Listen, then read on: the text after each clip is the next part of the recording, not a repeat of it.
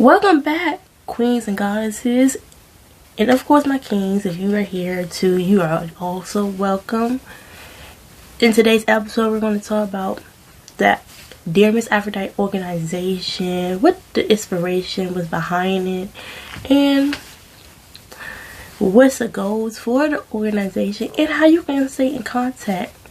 This is just part 2 of the intro of why you should be watching the Black Aphrodite Experience episode is coming out on October 7th, so I hope you're ready. But before we start, like and subscribe this video because I just know that you're going to like it, just like you like the first one. Same energy, all the energy going to be remaining the same in every episode starting next week.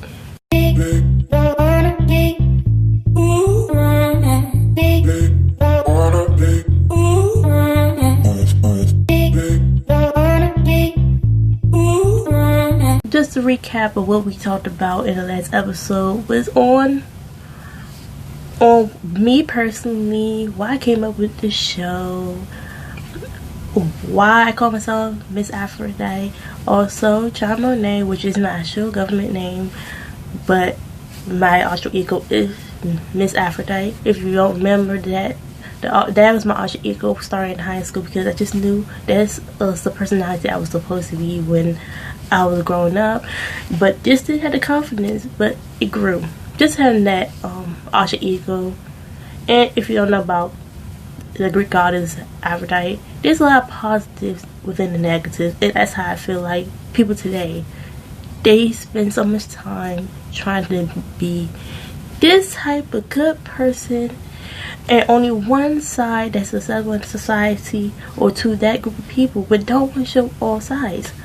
We all come in more than one side. So just with her nonchalant attitude, her confidence boosting, but also helping people in the relationship step, it was just something that I'm like, I already do that already, and I have more sides of me too, just like you do. So why hide it? And then, I mean, life is better when you live it. When you live it the way you like it. Like, at the end of the day, you gonna feel how you feel about the action, regardless if people liked it or not. So why not just live it how you live it? You only get one shot at this. But anyway, back to the main reason why we are here today is because I want to tell you more about the Dear Miss Aphrodite Organization, which I started as a blog in like 2015 when I was about to go to the university in Baltimore County, because that's where I thought I can reach more people instead of just write articles or be part of a contest, which I was in while at PG, Prince George Community College. And for a fact, it did gain more people, but then I wanted to be more flexible, so I made an Instagram page.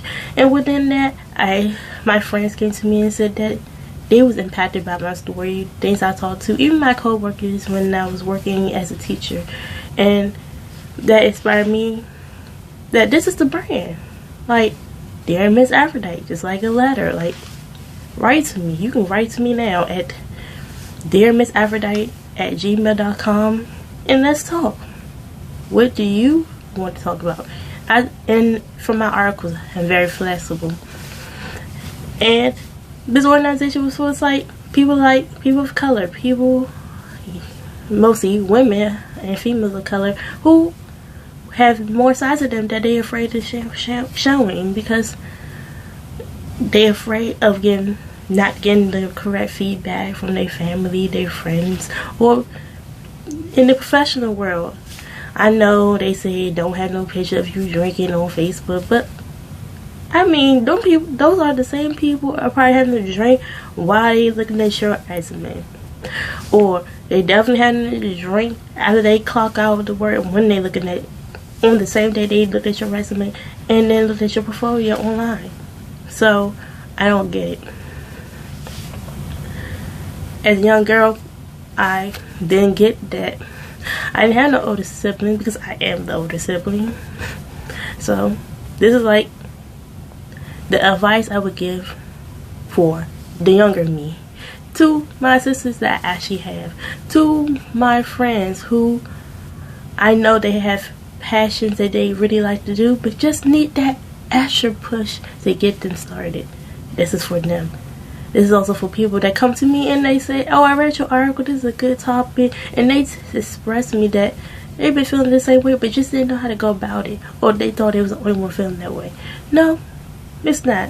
This is the platform I give everybody together and express this concern within the black community, in the black women or women of color community, because there's a lot of concerns that we want to talk about, and this is the platform I want to bring that to light.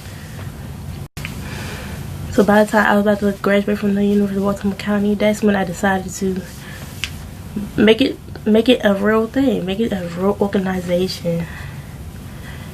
And this is where I wanted it to start here. So around 2019, I was about to graduate, and I was definitely for sure knew that I wanted to stick with the name. At first, when I came, the first name was Mone't Aphrodite in my first Instagram. That's why I called myself Mone't Aphrodite. But then I found out somebody got the name, so can't use that, and I don't want to be the one to copyright that name, because that's not me. So I was like, I'm gonna stick with what I know. I'm gonna keep Dear Miss Aphrodite, because it's like a letter right to me. Within my aspiration, while discovering more ways to interact with people on Instagram, I came with the name the Aphro Kingdom. This is the community for us. This is where people share their story, they express how they feel about certain situations, and how we conversate. You are the Aphrodite Kingdom, because without you, there is no kingdom, there's no Aphrodite Kingdom, and there is no community. It would just be me. I mean, yeah, I'm fine just talking to myself, but I know more people can get more impacted if I share my words of wisdom. I think I experienced some life things that I can share, but I also share things that I'm going through currently and what I plan to do, and I come back into future episodes and I speak on that. So it's always a growing cycle. We always growing and we always learning, and like as a community, we the Black Aphrodite experience show to light, because this is where we grow together. This is where we share together. This is where we learn about each other, about the differences, and about commonalities. Because at the end of the day, as I said in the last episode, we have a lot of things in common that we just don't know. We might just say it differently. We might show it differently. But at the end of the day, it's just the same. For the organization is to do more mentoring when we are out of this quarantine. I like to go back to getting to know people personally. Because like I said in the episode, I don't want to teach behind the screen. I want to be there in person. I want to feel the vibe. I want to get the real feedback ASAP in real time. Not when I check my social media, when I check my email, which I do daily. But I want it right there and then, right in my face. Tell me how you really feel. I want to know how you really feel about situation, about what my article's about. But then I also am a writer, so I want to write. Probably by the time you actually watch this video, I'm actually working on the next project, working on these actual books, because I would like to be out sometime next year. And the only way we can get this done, by doing it. The only way we impact is by doing it in real time. And there's so many stories that need to be told, but some people just don't know how to say it, don't know how to talk about it. Like police brutality. Like, most people think you can't talk about that kind of stuff to a 5-year-old. Yes, you can. You just got to word it down a little bit, but then save that big talk when they get to 10, when they get to 15, and then when they get to 20. Like, this story grows. As a teacher, I'm able to talk to young children. So I use that skill to actually put it in the book. Read it for a bedtime story. Eventually, during conferences, I'll have other products to share, and I'm actually going to include it onto my website, which is right here. which is right here on www.dearmissaphrodite.com. And on that website, where I stand for more about the Aphrodite Kingdom, how you can stay connected to the projects and how you can become interactive. The collaboration I have worked on with other people who's also part of the community, and other things with other merchandise and other videos you will actually be able to see on the website as well.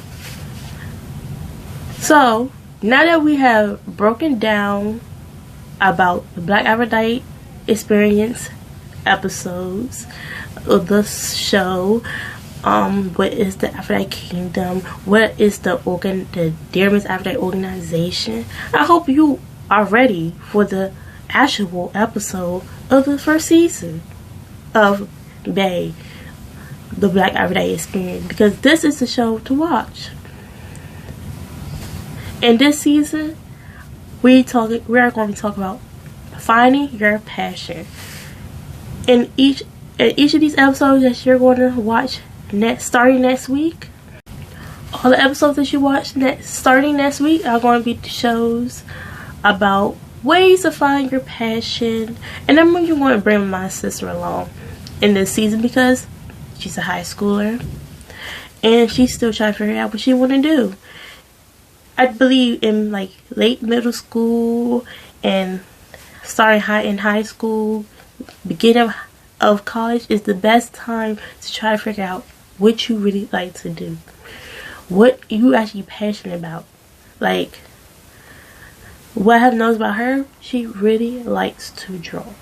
She's in the IB program, but I do not see her doing anything science related. I don't see her doing anything. She said something about being a lawyer today.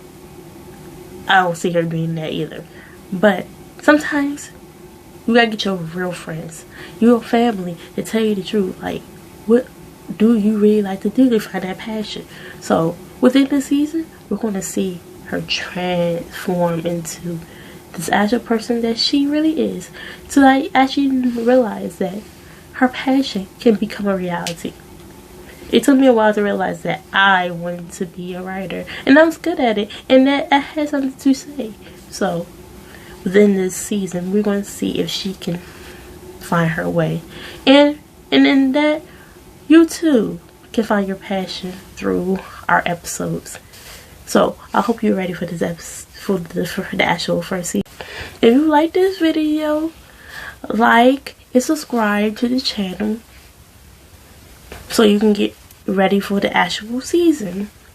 Share with your friends, share with your mom, share with your cousin, share with your friends, share to people that also wants to learn about their passion, because they might just be interested in watching this show.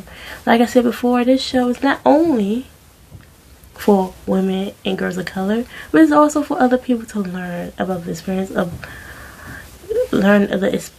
what it's like to be Black in America as a woman, but through my narrative and through my other friends and family narratives, and give you an experience of what is it like, also to share within the community, to see what it's like to be